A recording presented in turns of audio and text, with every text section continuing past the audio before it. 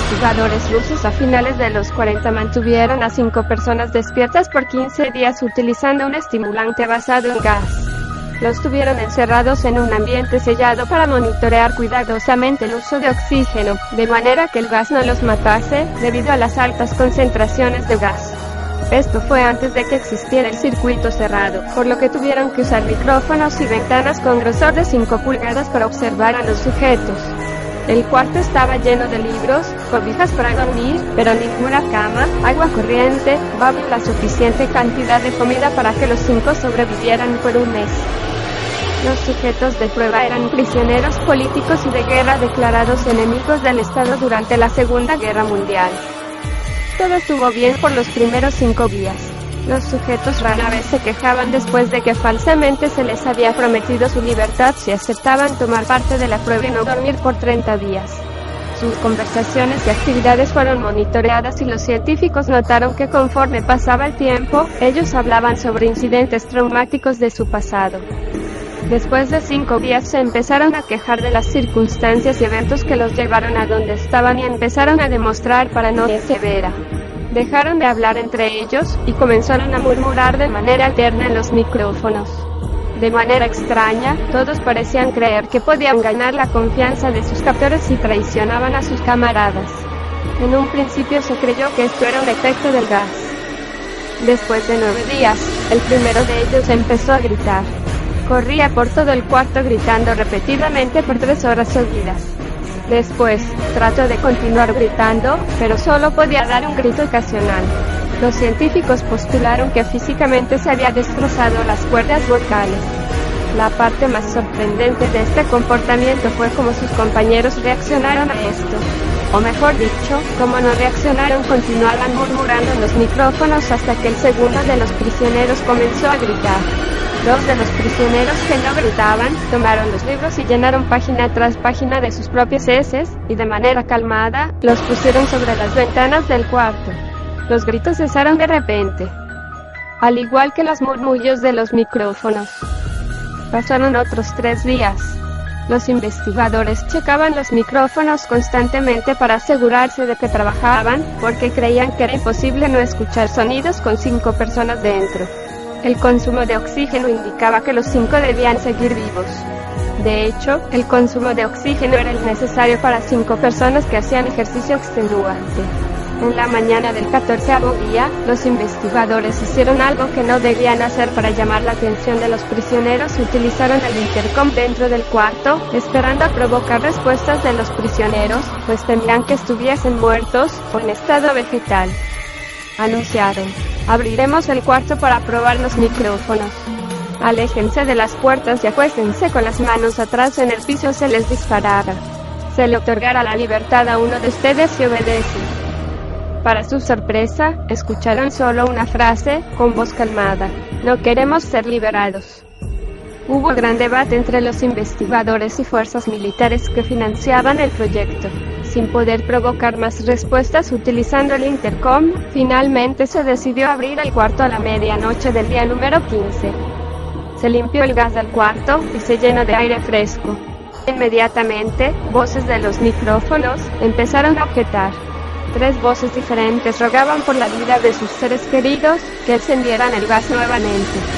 Se abrió el cuarto para sacar a los prisioneros.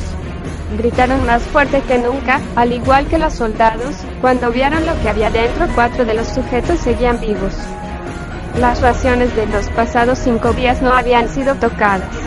Habían pedazos de carne de las costillas y pantorrillas del sujeto muerto colocados dentro del drenaje del centro del cuarto, bloqueándolo, permitiendo que 4 pulgadas de agua se acumulara en el piso. Los 4 sobrevivientes también tenían pedazos de piel y carne arrancada de sus cuerpos. La destrucción de tejidos y la exposición de huesos en la punta de sus dedos indicaba que las heridas fueron infligidas por las manos, y no con los dientes, como era de suponerse. Al examinarlos, se descubrió que la mayoría de las heridas fueron autoinfligidas en su mayoría. La piel y los órganos detrás de las costillas fueron removidos, mientras que el corazón, los pulmones y el diafragma seguían en su lugar. El tracto digestivo de los 4 sujetos podía verse trabajar, digiriendo comida. Rápidamente se hizo aparente estaban digiriendo su propia carne, y que ellos la arrancaron y se la comieron en el transcurso de los días. La mayoría de los soldados eran fuerzas especiales rusas en las instalaciones, pero aún así, muchos se negaron a regresar al cuarto para sacar a los prisioneros. Estos, sin embargo, insistían a gritos que los dejaran dentro y de manera alterna rogaron y demandaron que se encendiera el gas nuevamente, para evitar quedarse dormidos. Para sorpresa de todos, los sujetos pusieron una resistencia feroz durante la extracción. Un soldado ruso falleció cuando un sujeto le mordió el cuello, otro fue gravemente herido cuando otro de los prisioneros le mordió la arteria femoral y los testículos. Otros 5 soldados perdieron la vida, si se cuentan aquellos que se quitaron la vida en las semanas consecuentes al incidente. Durante la lucha, uno de los prisioneros dañó su vaso, sangrando de manera casi inmediata. Se intentó sedar al sujeto, pero fue imposible. Se le inyectó más de 10 veces de la dosis humana de morfina, y aún así luchó como un animal rodeado, rompiendo las costillas un brazo de un doctor. Se veía latir su corazón al máximo por 2 minutos completos, mientras se desangraba, y continuó gritando por más de 3 minutos, atacando a quien se le acercara, repitiendo la palabra más una y otra vez, cada vez más débil, hasta que cayó en silencio. Los otros 3 sobrevivientes fueron inmovilizados fuertemente y llevados hacia instalaciones médicas. 2 de ellos, con cuerdas vocales intactas, demandaban continuamente más gas para permanecer despiertos. El más herido de los 3 fue llevado al único cuarto de cirugía que había en las instalaciones. En el proceso de su preparación para colocar nuevamente sus órganos en su lugar, se notó que el sujeto era totalmente inmune a los sedantes. Peleó furiosamente cuando el gas anestésico se le estaba colocando. Se necesitó un poco más de anestesia de la normal para sedarlo, pero al momento que sus ojos se cerraron, su corazón se detuvo. En la autopsia, se encontró que en su sangre había 3 veces la cantidad normal de oxígeno. También se rompió 9 huesos en la lucha para no ser controlado. El segundo sobreviviente era el que primero gritó del grupo. Con sus cuerdas vocales destruidas, él no pudo objetar la cirugía, y solo reaccionaba agitando violentamente la cabeza en desacuerdo cuando se le administraba el gas anestésico. Afirmó violentamente con la cabeza cuando alguien sugirió hacer la cirugía sin anestesia, y no reaccionó durante la misma, que duró 6 horas, en la cual se intentó reemplazar sus órganos abdominales y cubrirlo con lo que quedaba de su piel. El cirujano afirmó que era médicamente imposible que el sujeto siguiera con vida. Una enfermera aterrada que ayudó en la cirugía, comentó que la boca del paciente formaba una sonrisa cada vez que sus ojos se encontraban. Cuando la cirugía terminó, el sujeto miró al cirujano y empezó a hacer sonidos fuertemente, como tratando de hablar. Asumiendo que esto era de gran importancia, el cirujano le entregó un papel y una pluma, para que el paciente pudiera comunicarse. Sigue cortando, escribió. Se le hizo la misma cirugía sin anestesia a los otros 2 sujetos. Se les tuvo que inyectar un paralítico, pues ellos reían constantemente, y le era imposible realizar la operación al cirujano. Una vez paralizados, solo podían interactuar con sus ojos. En el momento en que pudieron hablar nuevamente, exigieron una vez más el gas estimulante. Los investigadores trataron de averiguar por qué se lastimaron de esa forma a sí mismos, y por qué querían el gas nuevamente. La única respuesta fue: debo permanecer despierto. Se reforzó a los 3 sujetos y los devolvieron al cuarto, a la espera de su destino. Los investigadores, enfrentando la furia de sus benefactores militares por haber fallado las metas del proyecto, consideraron dar eutanasia a los prisioneros. El comandante, un ex KGB, vio potencial en el proyecto, y en su lugar decidió ver qué pasaría si ponían el gas nuevamente.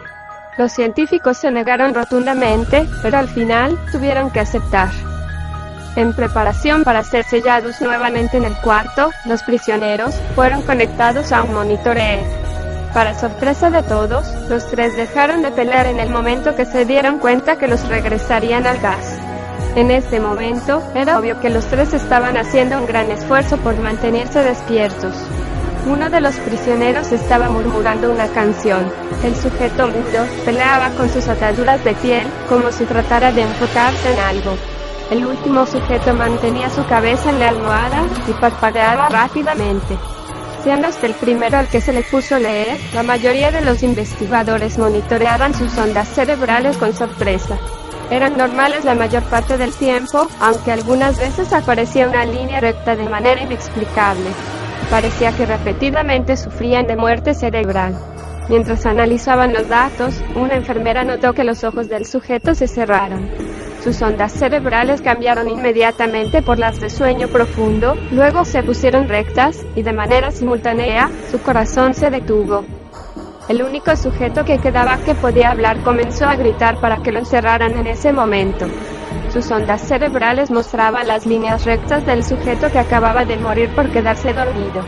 El comandante dio la orden de sellar el cuarto con los 2 prisioneros dentro, junto con 3 de los científicos. Uno de los 3, inmediatamente tomó un arma y abrió fuego contra el comandante, matándolo de un tiro entre los ojos.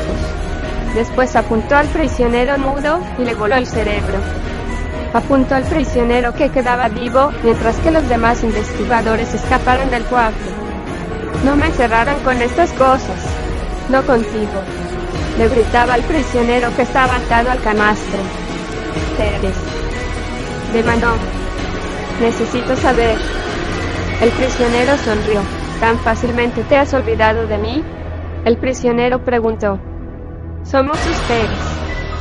Somos la locura que está encerrada en todos ustedes, rogando por libertad en cada momento de tu vida, desde lo más profundo de tu mente animal. Somos aquello de lo que te escondes en tu cama todas las noches. Somos lo que duermes y silencias y paralizas cuando te vas a tu cielo nocturno, donde no te podemos alcanzar. El investigador hizo una pausa. Apuntó al corazón del prisionero y disparó. El EEC mostró una línea recta mientras el sujeto débilmente murmuró casi tan libre.